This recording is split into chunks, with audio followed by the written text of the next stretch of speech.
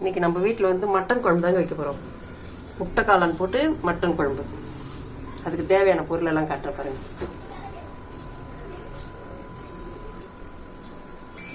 Mutton காளான் எல்லாத்தையும் நல்லா க்ளீன் பண்ணி எடுத்துக்கணும்.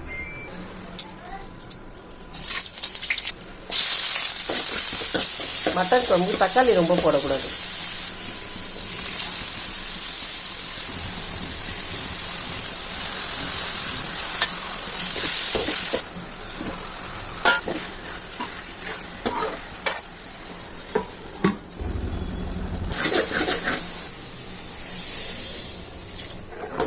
அப்படியே இது கொதிச்சுக்கினே இருக்கும்.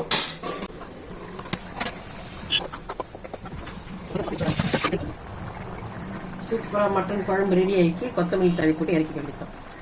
நீங்களும் இதே போல செய்து பாருங்க. பிடிச்சிருந்தா லைக் பண்ணுங்க. புதுசாக எதை பார்க்கணும்னா சப்ஸ்கிரைப் பண்ணி பாருங்க. பாய்.